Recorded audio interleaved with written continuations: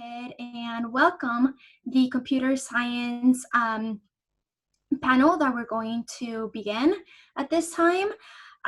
So students that want to join us for this and hear from some really great folks, some other really great folks, please stay on the call. And yeah, with no further ado, I'd like to introduce Brian Doser. All right. Thank you very much. For those of you who are new, my name is Brian Doser. I'm the president of Vitalink. Computer science panelists, if you will go ahead and join us by turning on your cameras.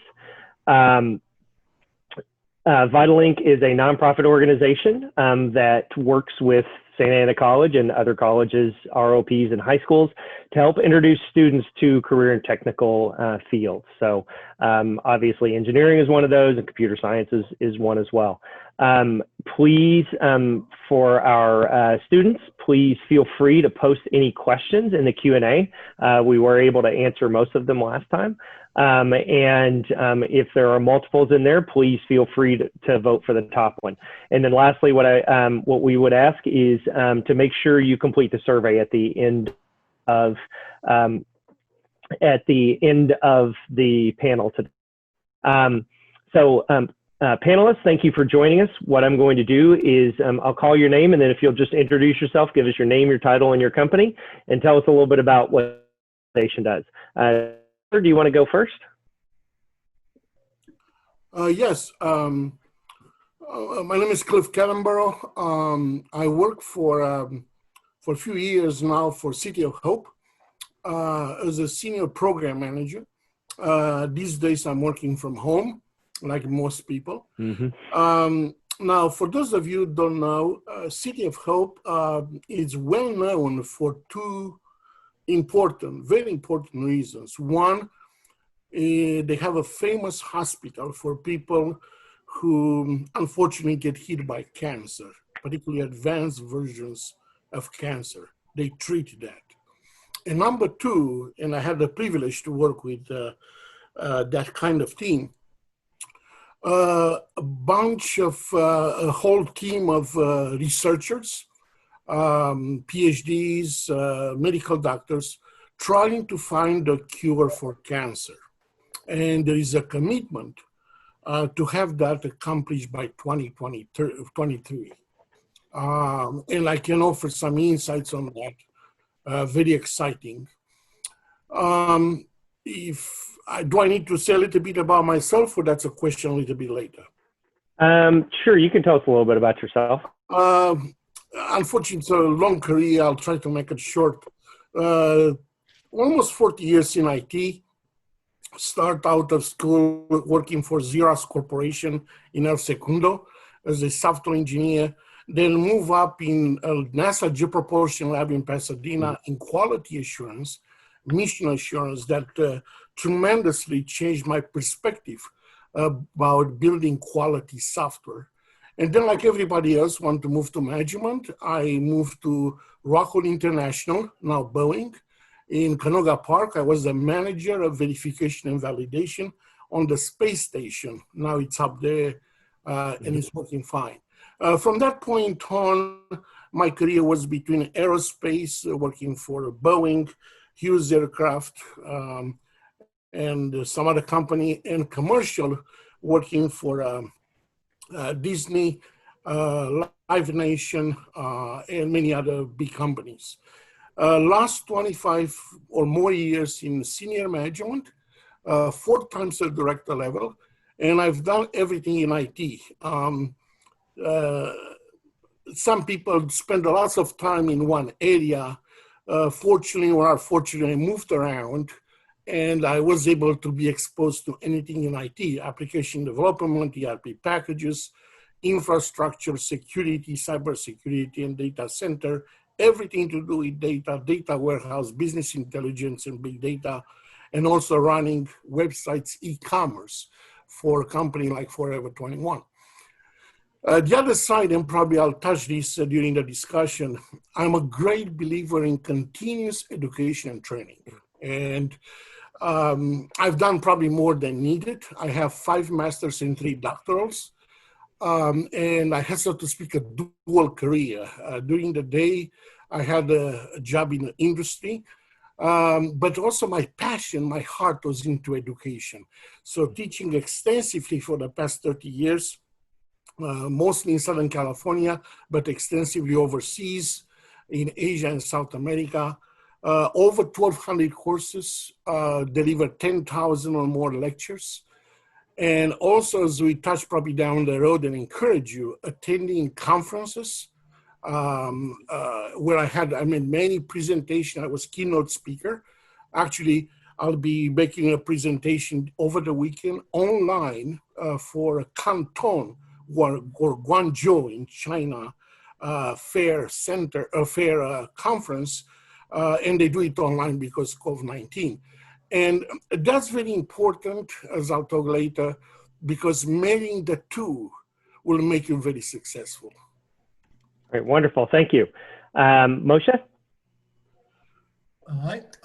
My name is Moshe. I work for Google. I'm a software engineer there, mainly focusing on machine learning and artificial intelligence. Been doing that for the past 10 years or so. So questions about that are more than welcome. And I'll keep it short.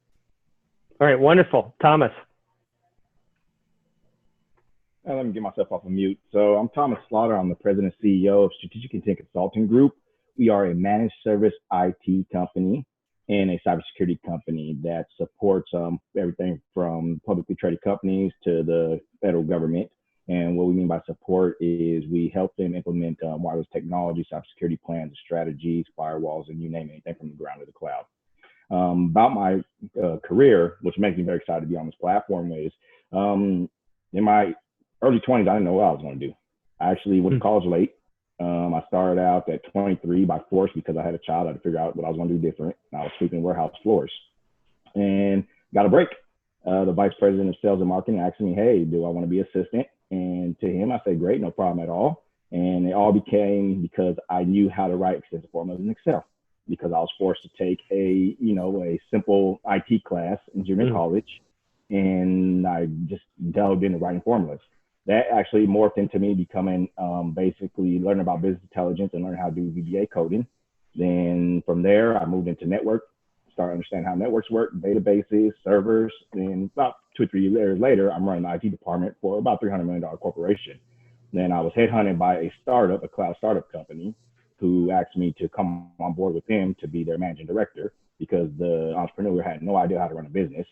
And I had the opportunity when I was with the last corporation to actually go from running the IT department to running a $67 million division for them by the time I was, 28? I was somewhere around there. I actually was the youngest director in the company's history. And I said, great, yeah, let's give it a shot. I'm bored here. So when I did that, I worked with them for a few years, put them in the black, got them to where I wanted to be. Then I was headhunted by a Fortune 1000 company, an international tech company. And I worked with them as a consultant, designing systems for regional hospitals, for international companies. And one day, a large nonprofit said, hey, you're pretty good at this. Have you ever thought about starting your own company? I said, yeah, it sounds like a great plan. And they sat there and said, well, if you ever thought about it, we'd be your first client. So a few months later, I sat there and said, let's give it a shot. I talked to my wife and I said, it's going to be a big jump. I'm going to walk away from a nice fat 6-figure salary to making no money. Then within a few years, we were doing phenomenally well. And I started taking on several different clients, and I ended up getting the government contracts about a year and a half ago. And we just been full steam ahead to that particular point. So this gives you all the perspective. I went the junior college route, and I ended up going to the Cal State San Bernardino. I ended up graduating with a master's from Drucker School of Management at Claremont Graduate University. All right, wonderful. Thank you for sharing. Tom. Yeah, hi. My name is Tom Atwell. I'm the Director of Software Engineering for Formula Folios. We're a fintech company based out of Grand Rapids, Michigan. We have an office here in Costa Mesa, down near the camp and the lab, the anti-malls there. We primarily, I lead teams that primarily build web applications, and they support independent retirement advisors around the country. So that's kind of what I'm doing now. All right. Glad to be Thank here. You. Thanks. Oh, yeah. Thanks for joining us. Yeah. last but not least. Can you hear me? Yes. Okay, cool. Thanks, Brian. It's my honor to be here. My name is Yao, and I worked for Google for about 4 years. So I mainly work as an backend engineer, making some internal tools to make other engineers work more productive. So I don't have as much experience as other panelists have because Google is actually my first full-time job, but I'm looking forward to share some of the experience and thoughts on the transitioning from being a student to working in the industry. So thank you. All right, wonderful. So leave your mic on because I'm going to start with you with the first question, which same one we asked at the top for engineering. What do you wish someone had told you before you started your career? Before. So I think there are two aspects. The first is I think the most important difference from being a student to working in a large company is working in a large company, you have to know that the code you wrote is not only for yourself. So like, for example, you can name a variable to be something like A, which only you understand what it means. But in a large company, other people will read your code. They will modify your code. So you have to give it a very clear name to show what it means. So it's mainly about readability. And there are other aspects. But yeah, I will just keep it brief. And the second point is communication is very important. Like being a student is mostly working on your own or at most working in a small group with like three or four people. But being a large company, you have to go to different meetings, you have to drive projects, you have to talk with a bunch of people. Many of them are not software engineers, so you just have to have good communication skills. So I think those are the two important like factors I wish I know. Okay, all right. Thomas, how about you? My perspective, I think the number one thing I wish folks told me, and they actually told me a little bit later in the career, was that it's going to become more about your soft skills the higher you move up than your technical skills. So be sure that you nurture those soft skills along the way. Just as much as effort you put in your technical skills, you need to put the same type of effort into your soft skills if you intend to run a department or run a company. All right, wonderful, great advice. Clifford, how about you? So excellent question. And believe me or not, at least once a week, when I'm in bed at night before I go to sleep, I'm thinking, looking back, says, oh, I wish I knew this or that, or I wish I've done this or that. Having somebody to guide you, to mentor you, and not necessarily in your profession, in life in general, paramount. It's basically the difference between doing the hard way, learning the hard way, making all the mistakes, and getting a quick pass. And unfortunately, I didn't have any like that. I had to learn almost everything the hard way. And I have two sons. One of them graduated from Cal Poly Pomona, top of the class aerospace engineer working for Lockheed Martin in the desert. And the other one graduated from Azusa Pacific University as a financial analyst working, trading on the stock market every day and making lots of money. And as a parent, I always, since they're little, I says, I don't want you to learn from your mistakes, learn from my mistakes, and advise them. Even now, when they are adults, guess what? They don't listen to me. And that's pretty much the pattern. Everybody knows, oh, I know better. But I wish, and there are quite a few companies I was with, particularly early in my career, and they assign to you a mentor, somebody to advise you. I hate to be negative, and I'll probably be a few times negative during this interview because I think I'm realistic. I didn't get that kind of help. Anytime I was going to that mentor is busy, has something else to do. But if you find that person, if somebody can mentor you, it makes a huge difference in your career. And especially since I have that education training background, I understand even more how important it is to mentor young people, to guide them, to advise them, if they listen to you. But Yeah. that's what I can say. I tell to my sons, I wish I keep this mind, and if I'll be 22, 23 years ago, I don't mind to restart. I have the same passion to work, the same discipline, and the same desires. Wonderful. And the mentorship question is one we'll come back to in a little bit. Yeah, I have some more on that, yeah. Yeah. Tom, what do you wish someone had told you earlier in your career? Well, it's been kind of a theme, but I agree that soft skills are really important. I kind of my degree is actually in English literature, so communication has always been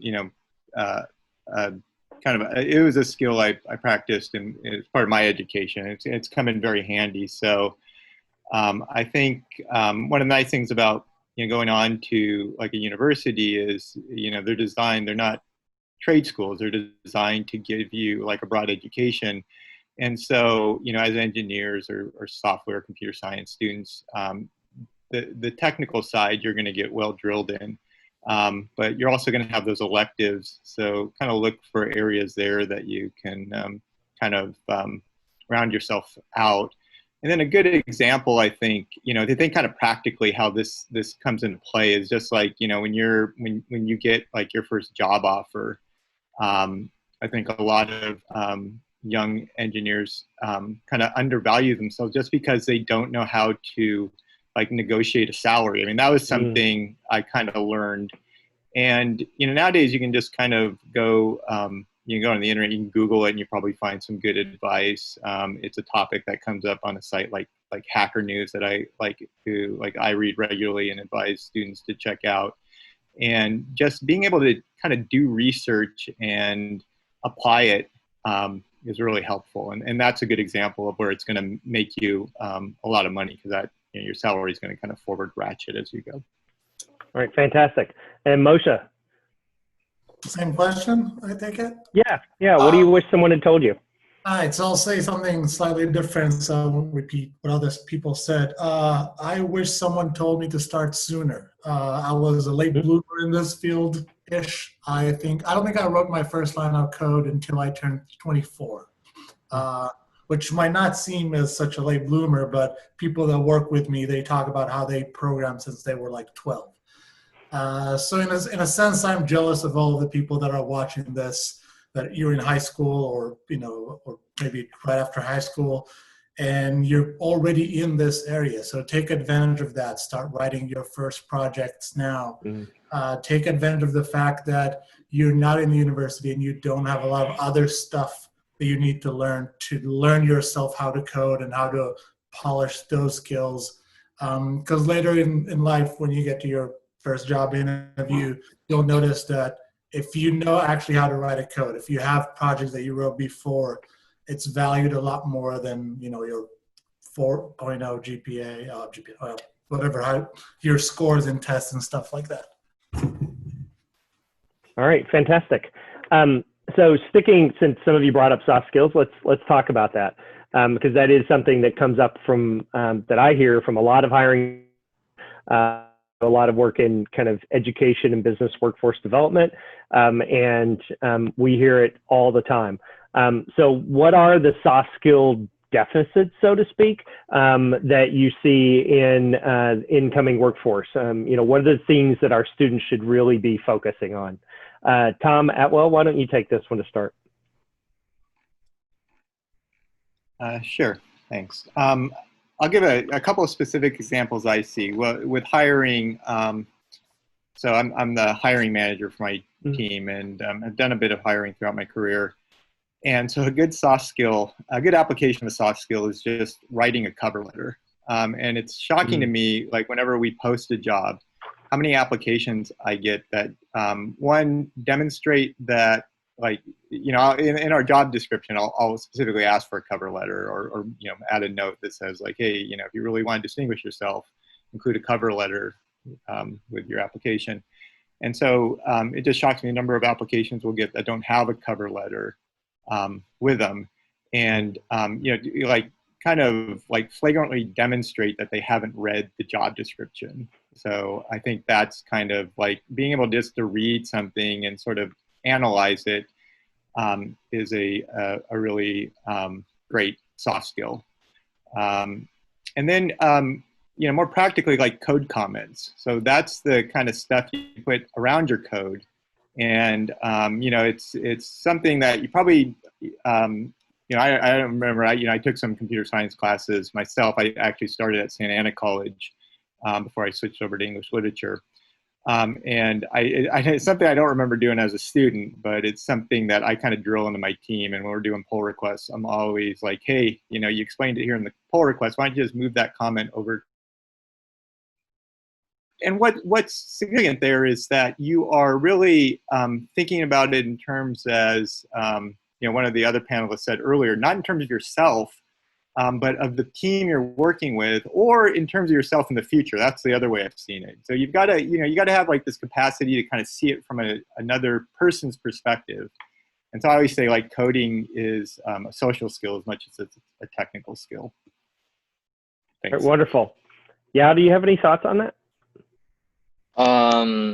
Yeah, so I would think that I want to emphasize the ability to listen, because when talking about like soft skills, most people think about, oh, you have to be able to talk to person, but I think the most important thing is you have to listen first, because as a newbie that enters the industry, there's a lot to learn, really. Actually, most of the things you do at a company is very different from at school. So being able to listen to people and act and learn from them, I think is will help you grow faster. And honestly speaking, like if you have a mentor and you genuinely are more willing to listen to what he or she said, this will give your mentor a better impression, and generally speaking, just help you do better at work. So, okay. Yeah. All right. Fantastic. So let's stick with, does anybody else have anything to add on soft skills? Yeah, let me say a few words. Sure. Because looking back to my career, I think soft skills in general are more important than technical skills in general. I work with brilliant people, but those were not able to put two words together. You're only good to put in a corner, tell them what to do. And if you do not have any, when you say soft skills, it's a whole bunch of area. One, it's communication that was addressed, but communication is not only talking, is listening, as the gentleman before me said. And listening, it's an art. Many people confuse listening with hearing. Oh, I hear you, but you don't listen to me. You not even can repeat the question I asked. Then is writing, as somebody mentioned, not able. So, oh, I'm an engineer, I'm a developer, I don't need to write. And these days, documentation, it's even less. It's generated by my machines. So, ability to write. And then the soft skills, or the other side is people skills. The ability to work with people, to understand how they feel, how they react. If you do not understand that, you cannot go anywhere ahead in your career. What you get accomplished in your work environment is through relationships. You need to develop proper relationships with everybody. Not, hey, buddy, let's go have a beer, or it's a different level. So what I say, and oh, by the way, I believe in my career many times I have them. Guess what? I didn't have them. I had to take courses, to take training, to look to myself real hard way, ask others, what do you think about me? And I think I got to a point where I mastered this after 30, 40 years. But I wish I had them much earlier. I would have got ahead much better. So take any opportunity and spend time and develop these type of soft skills. Technical are important again, but again, you are not getting anywhere by being what Michael, what was this, the guru of management, Peter Drucker said. Okay, he said, all tech, no talk. And you're so right. Oh, very technical. Oh, I crank this code, but cannot put two words together. Or alienated people around you with whatever attitude you have. So again, that's all I like to add. Very wonderful. So one of the things that often comes up, and this is a question that was asked, was what are the requirements to get in the industry? Most employers want experience, yet you can't get experience if no one will give you a chance. What can improve our chances, because even internships are difficult to obtain? Thomas, do you have any thoughts on that? Yeah, before I jump on that, I just want to tag on one little thing about the soft skills. So what I'm going to do here, I'm going to post this book for everybody. If you can grab it, here's a link on Amazon. It's about EQ. EQ is more important than IQ. IQ, we know, level of person is intelligence, but EQ level deals with people's emotional intelligence. And as a result of that, just read this book. It'll teach you how to deal with people in general. And this book will definitely change your life. It changed my life and catapulted me significantly quickly, as I understood how to basically understand people and how to motivate people and get people to do what I need done. So I'll fantastic. Thank you. So to move over into your particular question, and I forgot, what was that question again? So how do you get into the industry, right? We need experience, but I can't get experience, right? So it's a bit of a catch-22. So basically, I'll tell you how I got in the industry. I started teaching myself first. I started teaching myself how to code. I did extras outside of school.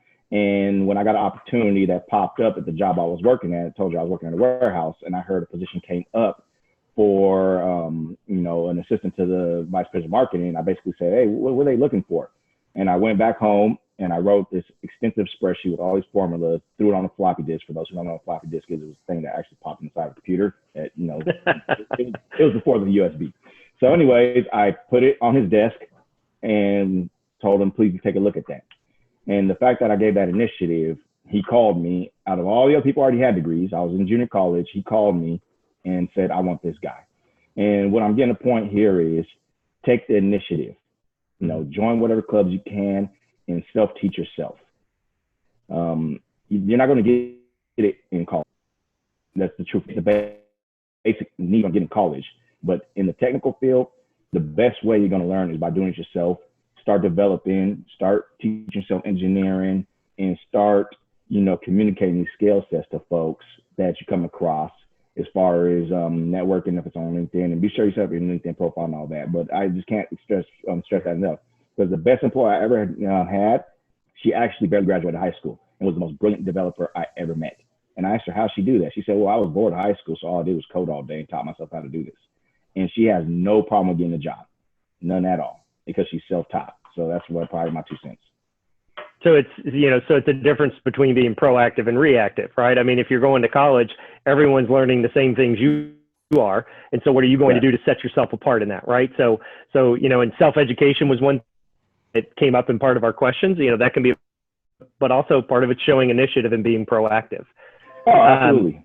Yeah, fantastic. Moshe, do you have any thoughts on this? I agree mostly with Thomas. I think networking is the main thing. For me, at least, it was the main thing throughout my life. You get to know people right now in your life and maybe later also. And I always tell people never apply to a job through the apply button in the company's website. Always find someone who works there and apply through them, because it gives you an advantage. Even at Google, it works in your benefit if you do that. And if you don't have the opportunities to do networking. People are saying LinkedIn in previous panels and that I've participated, but also at least in the machine learning community and the data science community, Meetup is a thing. I haven't heard anyone mention that. Meetup, actually in Orange County, there's a big data science and machine learning meetup community, coding community for those kind of things. And you meet up with people that work in companies and that you can impress them with things that you've done. So projects that you worked on your own, on your free time. So it is that combination. There's no way around that, unless you're really amazing coder and you graduate from university with your master's with a 4.0 GPA, and you can get that job through an interview. But I highly recommend invest a lot in networking skills. How many applications does Google get in a given day? I don't even know that number. I mean, I've heard, it's got to be tens of thousands, right? All over the world, yeah, for sure. So how do you get the interview if you're just one of 10,000 resumes that's going through the, apply link? Exactly. And if you apply through someone who works there, you are guaranteed that someone is going to look at your resume. You're not guaranteed an interview, but you are guaranteed that someone's going to look at it, and that someone's going to contact me and say, hey, should I actually, how good is the person? So that already puts you in an advantage versus someone who just clicked on the apply button. Okay. So how do you network? How do you, yeah, go ahead. I'm sorry, could I add to that? And I just wanted, because I think what you said was right, spot on. It was perfect. And I'll give you a great example of how this works. So a good friend of mine is a high up, person in Northrop Grumman. And somebody saw me on LinkedIn, a young kid, just barely graduated college. And he sat there and connected with me out the blue. I'd like to meet. And about a week later, he told me his aspirations through a message. And he said, you happen to know somebody in Northrop Grumman? Which I already know he did his homework. And I said, sure. What are you looking for? Well, you think I can get an interview? So I sent his name. I told him to give me the resume. I sent it over to him. About 2 months later, he's working at Northrop Grumman. That's how I work for him. So just to give you guys this kind of a picture of how that looks.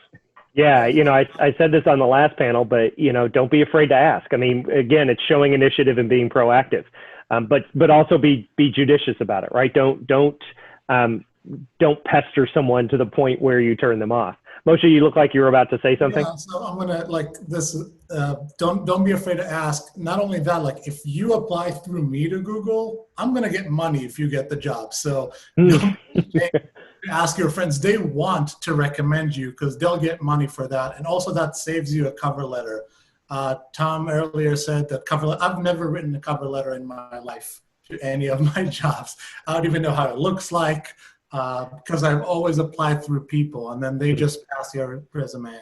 But that's okay. That. Okay. Any other thoughts on that question from anybody? Yeah, I'd like to add a bit. So I think what Thomas and Moshe said are pretty fantastic. Networking is important. It's better if you don't apply through the apply button. So I want to add something different. I think so. You mentioned that companies are looking for people with experience. I'm not totally agree with that. So for Google, they actually don't care about experience for new graduates.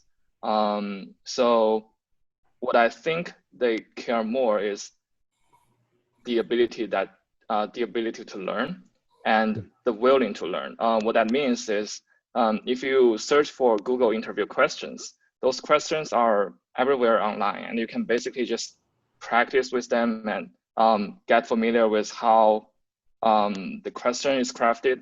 And so if you say, I just learned everything I can find online, I'm pretty sure you have 100% chance to pass the interviews. So it's not about experience, it's about giving you the resources, are you willing to really learn from it?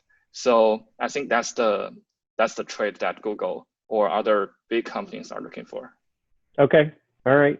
So Clifford, you'd mentioned earlier, you had a lot to say about, lifelong learning, right? Which is a little bit of what Yao's saying, right? Show that you want to keep learning, right? How important do you think that is in this field?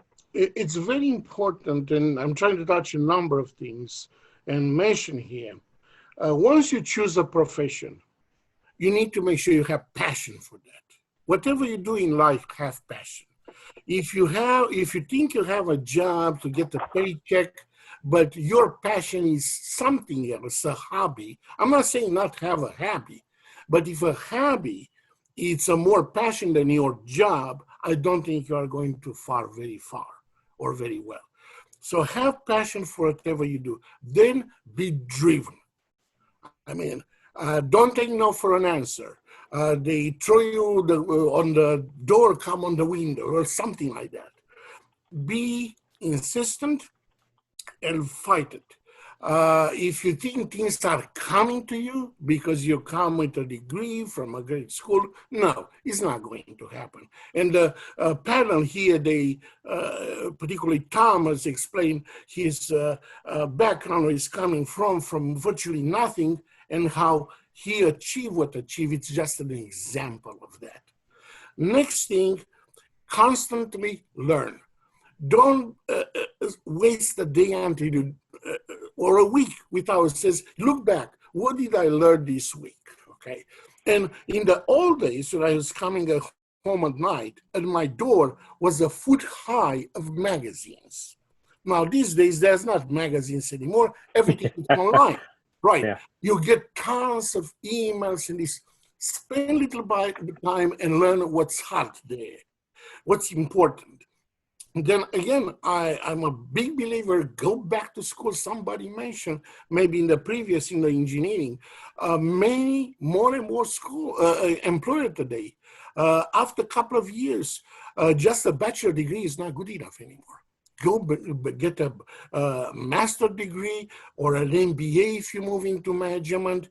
That shows continuous learning. Then certifications.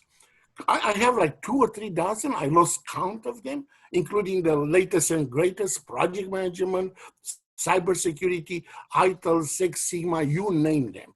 But constantly, my first certification was in the 80s, certified computer programmer. Constantly go there and get certified. Enhance your resume.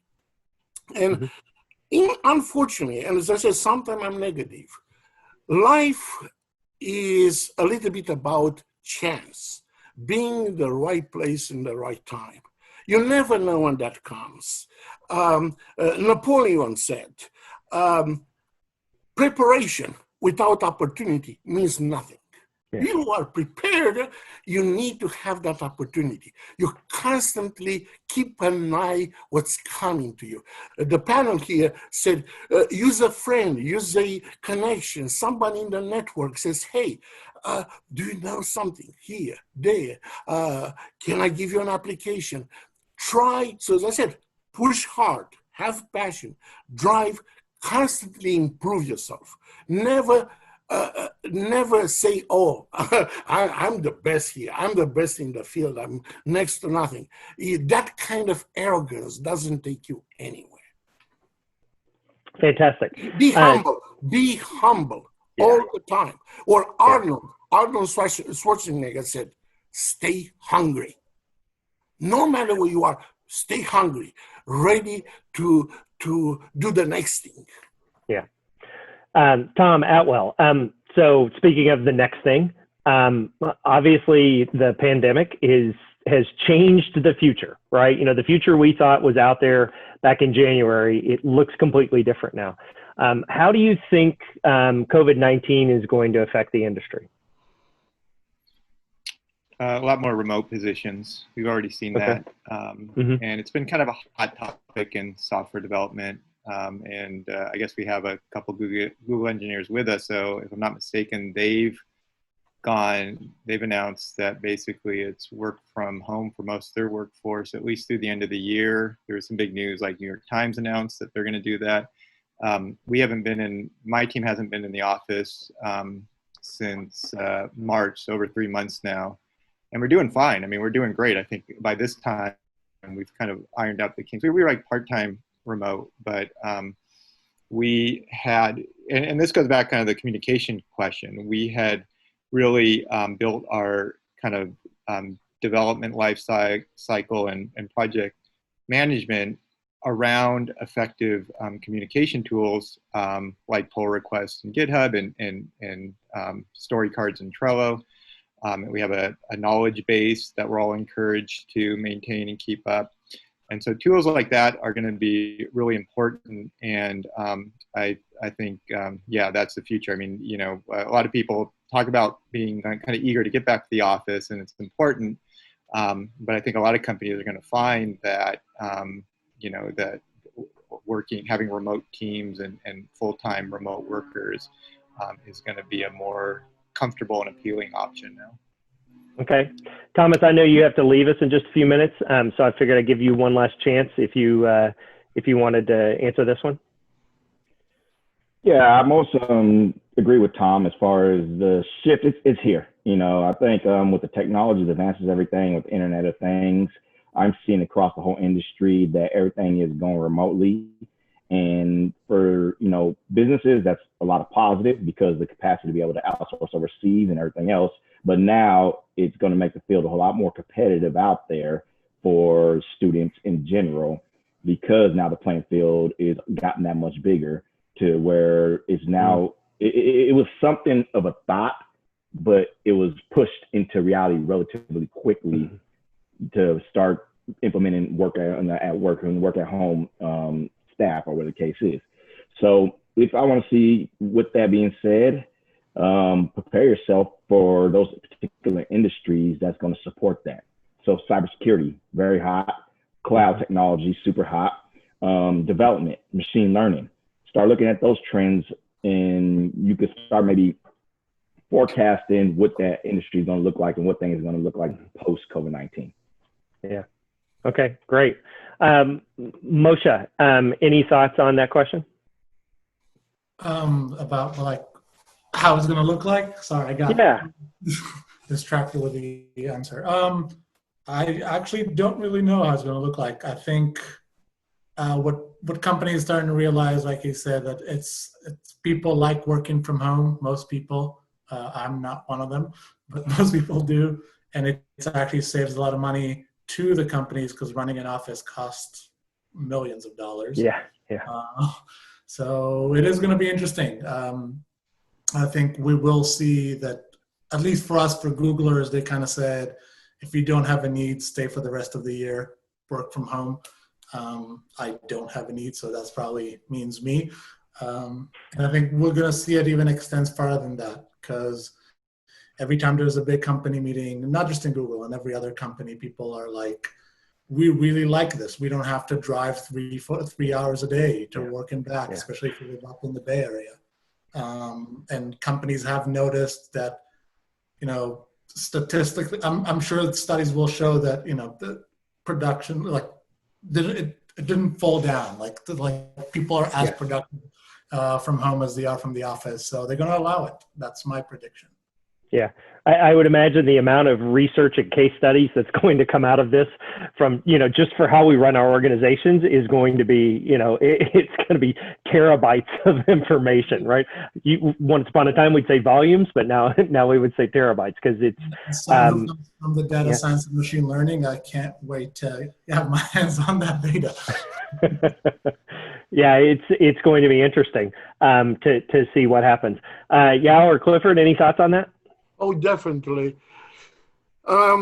If you look to great people and great companies, one thing you'll find out why they are great is because they took advantage of opportunities. And we should look to this COVID-19, as terrible it is, how dramatically change our society. Let's look at it as an opportunity. And if you are able to look at that of things, and in particular to the situation, you'll be very successful. The other thing is, looking to my career, I see a trend. The trend is less and less to be physically in a company. It's more this remote working. If I'm a CEO of a large corporation, I need to know that talent, best talent, is not within 30 miles radius of my company. It's around the country, it's around the world. So able to have everybody, sooner or later, will be consultants and offer your talent and knowledge and whatever you know as a consultant remotely where it's needed. Now, to some extent, that's against me. If you're not against my personality, I'm a people person. I love to be surrounded by people. And like, for example, talking about teaching, I taught over 1,200 courses, most of them in a large amphitheater. I had 100, 200 students lecturing, and I love to do that. Lately, all I do is online. It's virtual. I feel odd, but guess what? I get adapted. And that's the other issue here. Try to get adapted. Darwin said, not the best survive. The one that can adapt to change survive. So this is an opportunity for change, and who's adaptable to this company and people, so on and so forth. And that's where I see we're moving. It's maybe hard on some people to start their career. Myself, I was confused. I had luck, by the way, but I was many times unlucky. Like Thomas mentioned, somebody, I had a friend who was a manager of Xerox. You know, I just graduated from college. Says, hey, can you take my resume, pass it around? Yeah, he passed it around. I get an interview. I get my job. My career started. Now, that could not happen. Took me 6 months, a year to get a first job. So luck, it's a very important part of this, but doesn't mean, hey, I'm going to stay home and play lottery. No, that's not the go. Yeah, you know, I heard somebody say that this is the greatest chance to make lemonade in history, you know, or at least in recent history, right? We're getting so many lemons given to us. All right, so we have just a couple more minutes. And so what I'd like is to throw it to each of you. One final question, which is anything else important to share? Any recommendations that we haven't already addressed? Yao, do you want to start? Sure. So I actually want to continue the discussion about the pandemic trend. So I think I would like to give some more practical advices to the students. Because I think, let's face the truth, the pandemic has caused some negative impact in the industry. We see companies lay off people, and many companies have a hiring freeze or just tend to hire less people. So this is an opportunity, as Clifford said, but also a challenge. So what I would suggest is, generally speaking, students need to be more prepared for this. So I think a good practical suggestion is to contribute to some open source project. This has a few benefits because the first one, as more and more companies moving to remote, many of them will just work on GitHub. And if you are already get familiarized with that workflow, and this will give you an advantage. And second is that this, like if you have some contribution to some famous projects, and this will actually prove your ability to work remotely and get your resume to stand out among like 1,000 resumes. So yeah, I think just like start looking for the projects that you are interested in, and this is the most practical way to get you prepared. All right, fantastic. Real quick, Tom, you have anything to add? Actually, I'm going to second that. I was talking to some students yesterday as part of another event, and I had the same recommendation, like look into open source. And yeah, it's, you know, a way to kind of demonstrate, as others have talked about, your practical skills. I think that's a great idea. All right, fantastic. Moshe, any final thoughts? To add some suggestion of what people should do, again, I agree with what everyone said right now, that this is the opportunity to show that you can do things yourself, because then later in life, that's probably going to be a requirement nowadays, the way the industry changes. And to give suggestion for those of you that want to get into machine learning and data science, if you want to do projects that are related to that, Kaggle, if you're not familiar with it, is one of the greatest opportunity to do that. So Kaggle is a website that holds machine learning and data science competitions. People that win competitions there get hired to do machine learning at different companies. So that's avenue for that part of the industry if you're interested in. How do you spell that? I think it's Kaggle. Okay, all right. The funny thing, it was a company in Irvine that Google actually bought. So Google Irvine actually owns Kaggle right now. Oh, okay. All the people there have worked remotely all their lives. So even right now, like the company life, so even now they worked remotely even when Google bought them. Okay. But they're local, and they do show up to the meetups that I mentioned earlier. Fantastic. And I'll just put the link in the chat for anyone. So, all right, thank you very much. And Clifford, real quick, any last thoughts before we turn it over to Raquel? Pretty much what's being said here by me and the others. Number one, know yourself. Find out who you are, what your strengths and weaknesses are. Do that SWOT analysis. Number two, develop that passion for whatever you do. If you don't have passion, change profession, change career. It's okay.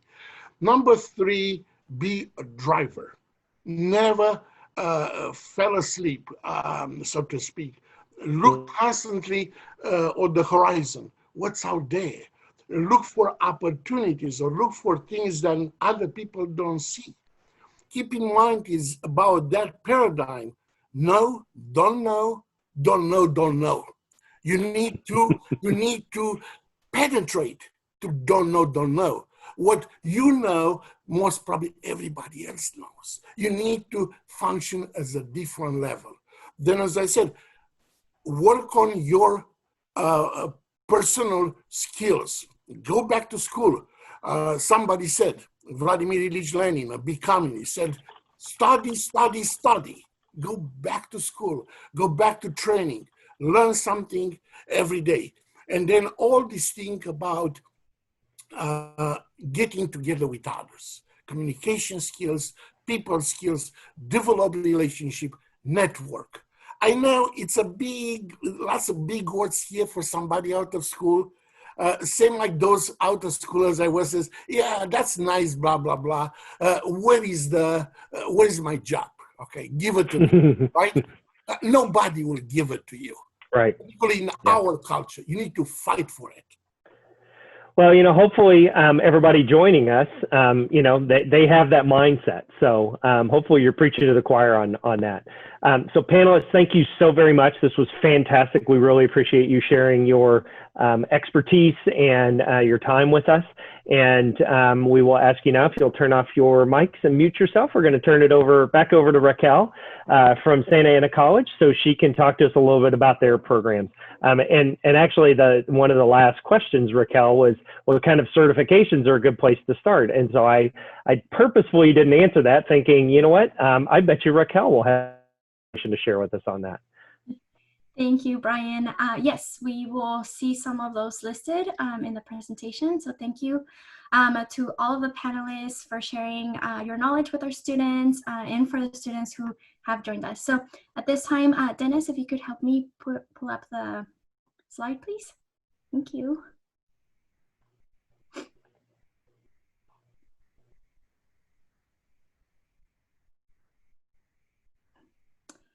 Okay, and while this is ready, well, actually, just go ahead.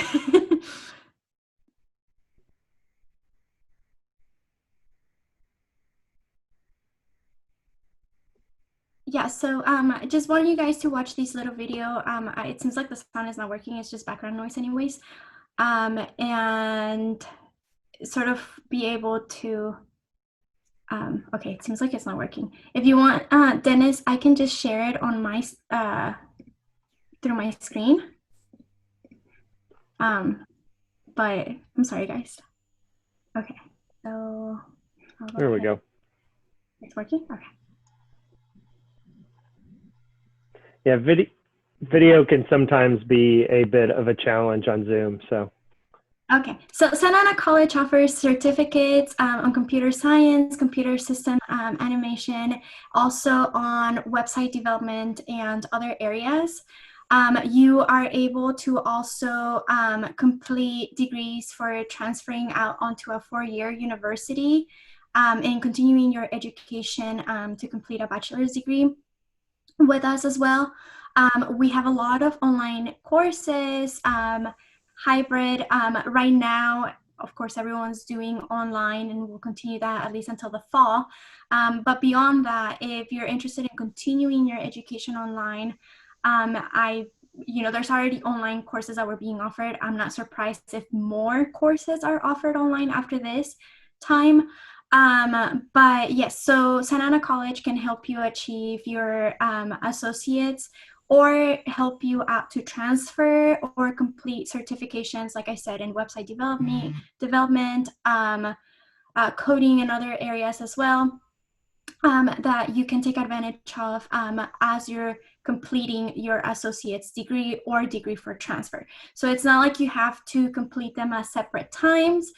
Sometimes if you're doing the degree for transferring out, the courses within your degree that are relevant to computer science will also be part of some certificate that is offered in the program. There may be 2 or 3 extra classes that are computer science driven that you'll have to take to then also attain a certification on top of your degree.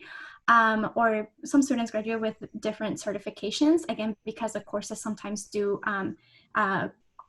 come incorporated onto your degree classes already. So it's a great way to think about it and to get out into the workplace or an internship as you're going through your education. I know it was mentioned here that going out and seeking opportunities is very important, and I just want to stress that out for all of our students here, and let you know that if you are able to attain a certificate as you're going through your education and use that to enter the workforce or to enter an internship, do that, because at the end of the day, when you graduate from the university with your bachelor's degree, there's thousands of students that have completed the same degree as you. So you have to think about what will make me different from the rest, right? So I know panelists talked about that, so I won't go on to that. Last thing I want to leave you guys off is just highlighting our MESA program for our students. So MESA is a support program that helps all of our STEM majors at Santa Ana College. So computer science being one of them. They provide personalized academic counseling, academic support, free tutoring, free assistance with your textbooks and other costs of classes, and much, much more. They have opportunities to visit universities, to compete in research projects and other types of competitions. So if you are interested, check out their website and look at the requirements. And it looks like the information for our SAC internship office got a little bit skewed, but you guys will be getting these slides as well. So don't worry too much about it right now. You will be able to get this information. But last thing I want to say is Santa Ana College does offer internships to all of our career technical education major students. And again, computer science being one of them. So if you are interested in attaining an internship, please go ahead and visit Daniela Campos at our internship office. You can send them an email. Follow them on Instagram or LinkedIn, and they can help you out with resumes, interviews, all of that. So thank you all so much once again for being here. Thank you, students, for your amazing questions, and panelists for all the information that you shared. All right, fantastic. Raquel, real quick, someone posted a Q&A and said, is there any in-person counseling? Who should they reach out to? So you can reach out really to any counselor. If Okay. you are not a student at Santa Ana College already, I recommend that you fill out the online application form. You do not have to register for any classes. It's just opening up a student profile to get your student ID number. Okay. You will need that student ID number to make counseling appointments, so that's why I'm recommending that. Once you have gathered your student ID number, you can go on sac.edu/counseling, and you can make an appointment or chat with any counselor available on the queue. If you are part of a program like MESA, I recommend you reach out to the coordinators so they can connect you with a specified counselor.